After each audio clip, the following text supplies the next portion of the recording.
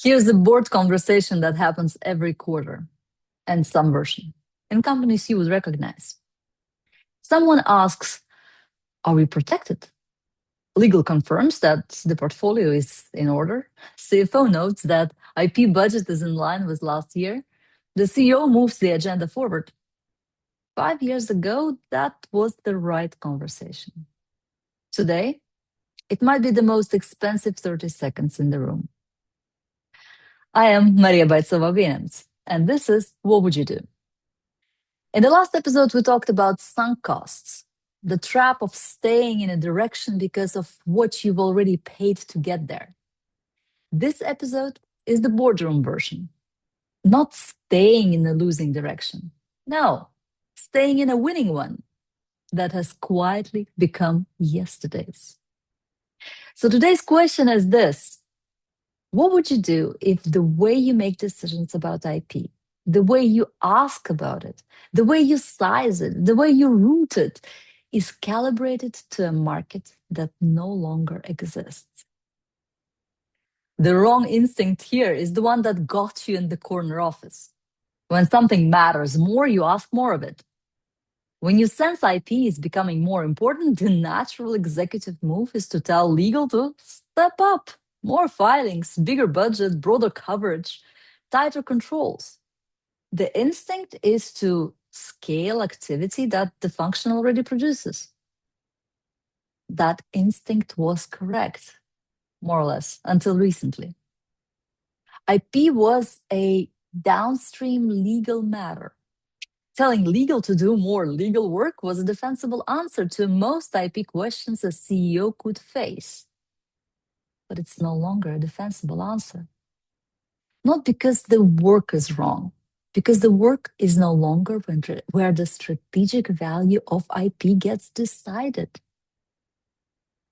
The hard truth is this. The most consequential IP decisions in your company over the next 3 years will not be made by legal. They will be made by you, by your peers, by your board, in rooms that may not currently even include an IP function at all. Decisions about how AI vendors are contracted. Decisions about what your data and content assets are worth in a world where every model is trained on something. Decisions about what gets disclosed in due diligence and what does not. Decisions about whether your brand strategy in a market dominated by algorithmic and creator surfaces still maps to the trademark logic of 15 years ago. Decisions about acquiring companies whose stated value is tied to IP positions that may or may not hold under pressure. Those are not legal decisions. They are strategic decisions with a significant IP content.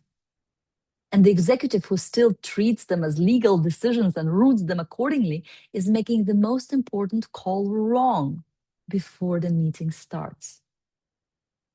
The mechanism has a name: pattern lock. The more practice you have making a certain kind of decision, the more your perception of that decision runs on automatic. That is what executive judgment is, essentially. Compressed pattern recognition, formed across a career, executed faster than conscious thought. But the shadow side of that is this. When the underlying pattern changes, your perception lags. You see the new situations through the lens of the ones that built your judgment. You categorize them by the closest familiar type. You apply the response that worked the last several times. For IP at the executive level, the pattern was formed across a long period when IP was downstream of product. You built the product. You filed for what protected the product. You budgeted legal accordingly. IP was a hygiene function, important, required, but not so much strategic. That period ended somewhere in the last 5 years for sure. A few markers, like large language models trained on copyrighted material at scale, with billions in disputed value flowing into legal questions that used to be hypothetical. AI generated outputs pushing trademark and design doctrine into territory that it was not built for. Brand identity moving into algorithmic and creator surfaces, where the trademark register is necessary but no longer sufficient. M&A diligence finding that IP positions which look strong on paper do not perform when tested. Private equity diligence specifically asking different questions about IP than it did 3 years ago. Each individual marker is dismissible. Together, they're not turbulence. There are structural change in what IP does for a company and where its value sits. If the pattern in your head is still IP is what legal does to protect what we build, you're using a model that no longer matches the market. You can still execute beautifully on it. The portfolio will be tidy. The launches will get cleared. The audits will pass. And the strategic conversations where IP is now the central asset will happen without you, or around you, or in spite of you. And here's the link to the last episode of this podcast. Sunk cost is identity fused to what you have already spent. Yesterday's gain is identity fused to the mental model that built your judgment. The first holds you with money. The second holds you with experience. And the second is harder to see because experience has been right so many times before. What gets lost in this trap is harder to point at than missed deals or bad outcomes. It is strategic optionality at your level specifically. 3 things: deal leverage, acquisitions and partnerships now turn on IP positions in ways they did not a decade ago. The CEO who treats IP as a confirmation step in diligence rather than a source of value and risk to be priced gets the deal the other side wanted, not the one they could have negotiated. Second, competitive position. Your competitors, or some of them at least, are not running yesterday's playbook. They are using IP offensively to shape pricing, to deter entry, to create friction on adjacent moves. The longer your IP is run as housekeeping, while theirs is run as leverage, the wider the gap. And that gap does not announce itself in your management reports. It announces itself in their results. Third, board credibility. At some point, somebody in your board, or a new investor, or an acquirer's diligence team is going to ask the harder version of the question, not like, do we have IP, but what is your IP doing for you? If the answer is a list of filings, the company has a problem, and the CEO is now visibly behind on it.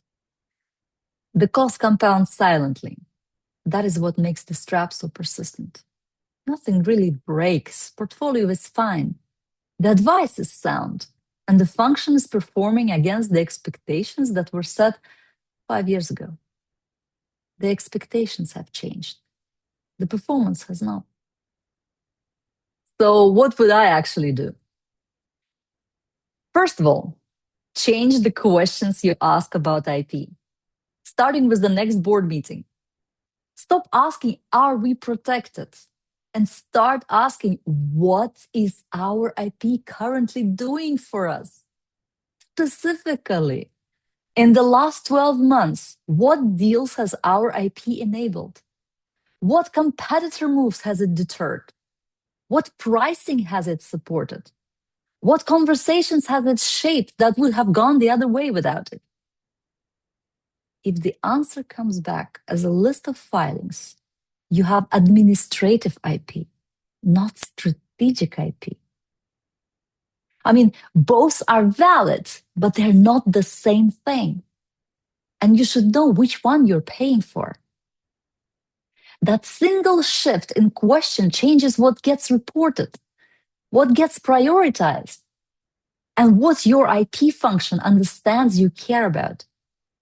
It is the cheapest, fastest move available to you. It also signals internally that IP has moved up the agenda, and that signal travels. Second, bring IP into the strategic conversations it is currently absent from. If your IP function only shows up at filing time or clearance time, IP is not in the game. The game now includes M&A pipeline reviews, vendor and AI partner negotiations, data and content strategy, brand strategy in creator and algorithmic markets, competitive intelligence, investor narrative work. There's so many places where IP function belongs. IP has a stake in every one of those rooms. If it's not in those rooms, decisions are being made with significant IP consequences by people who are not fully equipped to see them. And it's not about adding meetings. It's about widening the rooms that already exist just by 1 or 2 seats. And about the CEO making clear by where they place IP in the agenda, that those rooms are where the function now belongs. Third, treat anomalies as data, not as noise. The early signals of a structural change in your market do not look like signals. They look like exceptions.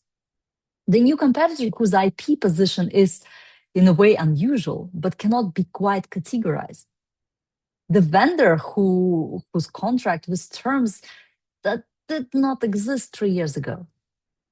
The diligence question from a sophisticated investor that you had to think about for the first time. The acquisition target whose value is tied to something your legal team is uncertain how to evaluate. The discipline is to log these quarterly. What did I see this quarter that did not fit my model? What was I tempted to wave away? What would it mean if it were not an exception? Look, you don't have to act on that log. You just have to keep it. The leaders who fall furthest behind a structural change are not the ones who reacted late. They're the ones who stopped checking whether the model was still calibrated. In the last episode, I said strong decision makers protect future position, not past effort. Here's the version of that for senior leaders specifically. Strong leaders do not protect the mental model that built their career. They update it. Past judgment is the real asset. It earned you the seat. It is also calibrated to a specific period. And the market does not consult your career arc when it changes its rules. The CEO who keeps up is the one who notices deliberately and uncomfortably when their automatic reads are starting to miss. For IP, the read that is starting to miss in a lot of boardrooms right now sounds like this. IP is what legal does to protect what we built. That sentence was correct once, but it is becoming a liability. The leaders who replace it with something closer to IP is one of the principal assets we use to shape the deals, the position, and the optionality of this business. They are running their companies for the market that exists now. The hardest pivot is not a strategy pivot. It is the pivot of the questions you ask in the boardroom. Because those questions tell the organization what matters. And if the questions are still from 2015, The organization is still operating in 2015, no matter what year it says on a dashboard. So the question, what questions are you still asking that used to be the right ones? Because somewhere right now, your peers, your competitors, perhaps your future acquirers are asking better ones. The gap between those questions does not show up in this quarter's metrics. It shows up in the deals you do not get, the prices you cannot defend, the moves competitors make while you are reviewing the wrong report. So if you have noticed recently that IP is showing up in your board's agenda or your investor conversations more than it used to, that is a signal, not the answer. The signal that questions are quietly updating around you. The leaders who notice early have time to update their questions before the gap becomes visible to anyone else. Thank you very much for listening to What Would You Do? My name is Maria Boicova-Wynants. There's one more episode to come in this first series. So see you next week. Until then, think clearly, decide better.